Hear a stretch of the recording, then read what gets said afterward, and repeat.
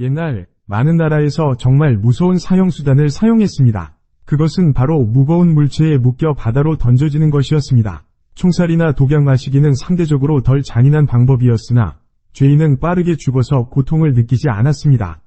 하지만 바다에 던지는 방법은 정말 잔인하며 효과적인 경고수단이었습니다. 왜냐하면 그들은 바로 죽지 않고 점점 죽어가는 가운데 숨막혀 고통받고 절망적으로 몸부림치며 비참하게 죽었기 때문입니다. 프랑스와 스페인의 지중해 해안에는 해저의 무덤이 있습니다. 과거 이곳은 매우 무서운 범죄를 저지른 사람들을 처형하기 위한 장소였으며 거의 아무도 방문하기를 원하지 않았습니다. 그럼에도 불구하고 매우 매력적인 해저 무덤이 관광객들을 끌어들이고 있습니다. 많은 사람들이 죽어서 누워있는 곳임에도 불구하고 이런 기이한 현상은 왜 발생하는 걸까요? 다음 비디오에서 함께 알아봅시다. 아프리카 서쪽 해안에서 멀리 떨어진 곳에 라팔마라는 섬이 있습니다. 이곳은 카나리아라는 군도에 속하며 대서양의 아름다운 경치를 자랑합니다. 하지만 푸엔칼리엔테라는 해저 무덤이라는 독특하고 기이한 유적이 있습니다. 이 무덤이 형성된 이야기는 복잡하고 긴장감 넘치는 것입니다. 16세기로 돌아가서 정확하게는 1570년 6월 5일에 포르투갈의 리즈본 항구에서 7척의 배가 출발했습니다. 이들은 이 나라의 남미 식민지인 브라질에서 전도활동을 위해 출발했습니다. 그중 한 척인 산티아고는 카나리아, 캡도브크 군도의 브라질에서 물건을 싣기 위해 멈췄습니다. 이 배에 탄 승객 중에는 이치넥시오 신부와 다른 39명의 승려가 있었습니다. 출발한 지 일주일 후 6월 12일에 7척의 배가 마데이라 섬의 해안에 도착했습니다. 산티아고에 타고 있는 상인들은 함대의 나머지 부분에서 분리되어 라팔마로 향해 계속 여행하고자 했습니다. 이 임무를 완료한 후 그들은 다른 배들을 만나기 위해 마데이라로 돌아가고 브라질로 계속 여행할 수 있습니다. 그들은 라팔마 섬의 동쪽 해안을 약 7일 이동 후에 볼 수 있었습니다.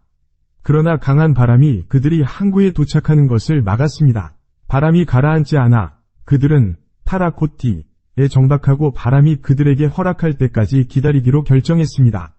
그곳에서 그들은 몬테버드 귀족들에게 환영받았고 대접받았습니다. 7월 중순에 배에 다시 돌아가려면 추가로 11일이 더 걸렸습니다. 그리고 그들은 산타크루즈 항구에 도착하기 위한 두 번째 시도를 시작했습니다. 그 배는 타라코티를 뒤로하고 남쪽으로 항해하여 섬 주변을 돌았습니다. 그 결과 섬의 동쪽 해안에 있는 산타크루즈 항구에 도착했습니다. 그러나 남쪽 끝을 지나가는 중에 산티아고 배는 해적 5척을 마주했습니다. 그들의 지휘관은 개신교도인 프랑스 출신의 잭 버소렛였습니다. 해적들은 상인 배를 공격하고 이치넥시오 신부의 로마 가톨릭 교회 40명의 승려들을 발견했습니다. 이것은 무력 없는 전투였고 해적들은 많은 사람들, 그 중에 산티아고 배의 선장도 포함을 죽였습니다. 개신교와 가톨릭 사이의 갈등 때문에 잭 버소렛은 그의 제자들에게 모든 승려들을 묶어놓고 사형시키라는 명령을 내렸습니다. 그는 승려들의 옷을 모두 벗기고 교황의 개들아 죽어 라고 소리쳤습니다. 그 후 그는 라팔마 섬의 남쪽 끝 근처에서 모든 40명의 사람들을 바다에 던졌습니다. 거의 2세기 후, 즉 1742년에 교황 베네딕트 14는 라팔마에서 살해된 승려들은 신앙을 위해 죽은 사람들이라고 선언했습니다. 그러나 2000년 11월 5일까지 이치넥시오 신부와 동료들을 위한 묘지가 이곳에 건설되기까지 기다려야 했습니다. 특별한 점은 묘지가 바다 및 과거 산티아고 배가 있던 바다 15m 아래에 위치하기로 결정되었다는 것입니다. 라팔마 해군 박물관의 관장은 40개의 십자가를 바다 밑으로 가라앉히는 위식을 주관하여 신앙을 위해 죽은 사람들에게 경의를 표했습니다. 오늘날 이곳은 라크루즈 더 만픽라는 이름의 수중묘지로 알려져 있습니다. 해적들에게 살해당한 승려들의 사건으로부터 450년이 지나 그들이 죽은 그 장소는 유명한 다이빙 스폿이 되었을 뿐만 아니라 많은 관광객들을 끌어들이는 묘지로 변모하게 되었습니다. 미국 동남부 플로리다 주의 마이애미 해안에서 멀지 않은 곳에 세계에서 유일한 무덤이 있습니다. 그것의 이름은 넵튠 메모리얼 리프이며 바로 넵튠을 기리는 산호초라는 뜻입니다. 넵튠은 로마 신화의 강력한 바다의 신입니다. 그것은 그리스 신화의 포세이돈과 동일합니다. 포세이돈은 올림푸스 산의 최고의 신 제우스의 형이라고 전해진다. 제우스와 그의 형제들 포세이돈, 하데스, 그리고 다른 신들은 거대한 타이탄의 지배에 대항하여 일어섰다. 승리를 거두고 타이탄을 타르타로스의 심장으로 추방한 후 제우스는 구름 위 9층의 올림푸스의 최고의 왕이 되었습니다. 포세이돈은 넓은 바다를 통치하게 되었고 하데스는 땅 아래의 죽은 왕국을 지배하게 되었습니다. 이 특별한 묘지에 대한 미국 정부의 존중을 나타내기 위해 강력한 바다의 신 넵튠이라는 이름을 선택했습니다. 이것은 해변에서 단지 5km 떨어진 인공 산호초로 다양한 목적으로 만들어졌습니다. 먼저 해저의 새로운 생태계 환경을 형성하여 생물체들이 살기 위해 그곳을 끌어들이는 것입니다. 두 번째로 그것은 이미 돌아가신 사람들을 위한 묘지입니다. 그리고 가장 중요한 목적은 넵튠 메모리얼 리프를 세계 곳곳에서 많은 관광객들이 찾는 흥미로운 관광지로 만드는 것입니다. 이 묘지는 바다 밑 약 15m 깊이에 위치해 있으며 육지에 있는 전통적인 묘지와 다르지 않게 건설되었습니다. 입구는 화려하게 디자인된 큰 게이트로 주로 장식용이며 보호 기능은 거의 없습니다. 문을 지나면 해저에 만들어진 인상적인 구조물들을 볼 수 있습니다. 길들은 깔끔하고 명확하며 해조와 각종 조개로 뒤덮인 정교하게 조각된 돌상들이 있습니다. 돌로 만든 사자들의 모양, 고대 그리스 스타일로 조각된 여신상, 그리고 약간 음산한 악마들을 볼 수 있습니다. 심지어 묘지에는 지붕이 있는 벤치도 설계되어 있어서 방문자들이 쉴 수 있습니다. 비록 물 아래 환경에서는 그런 일을 할 사람이 없겠지만요. 이 독특한 묘지의 전체 면적은 18만 제곱미터를 넘습니다. 세계에서 가장 큰 인공 산호초 지역으로 빠르게 변했습니다. 수백 종의 동물들이 여기로 모여 살게 되었고 많은 전문 잠수부와 아마추어 잠수부들이 관람, 사진 촬영, 그리고 그들의 친족을 방문하기 위해 이곳을 찾습니다. 최초의 아이디어는 플로리다주와 마이애미시가 대서양 해안에서 잃어버린 도시를 만들기 위한 것이었습니다. 넵튠 메모리얼 리프는 전설의 아틀란티스 섬을 모방하였으며 그 섬은 무서운 지진 후에 대서양 바닥으로 가라앉았다고 전해진다. 지금까지도 아틀란티스 섬과 그의 선진 문명이 기원전 수천 년 전에 존재했던 것에 대한 많은 추측이 있지만 아직 아틀란티스가 실제로 존재했는지를 증명하는 증거는 없다. 관광지로는 있지만 이곳은 수백 개의 무덤을 가진 묘지이기도 합니다. 사라진 사람들의 유골은 바다에 흩뿌려지는 대신 시멘트와 섞여 그들이 원하는 모양으로 무덤에 채워진다. 잠수부 팀은 고객이 미리 준비한 유골과 상징물을 배치하는 일을 담당합니다. 예를 들면 동상이나 십자가와 같은 것 위에는 사람들이 이름, 출생연도, 사망연도를 읽을 수 있도록 또는 주석으로 만든 판이 있습니다. 산호초 주변에는 다양한 생물들이 모여 있으며 1년 안에 이곳을 방문하는 관광객은 전박이 등의 가오리, 가끔은 바다 거북, 그리고 다양한 물고기들을 볼 수 있습니다.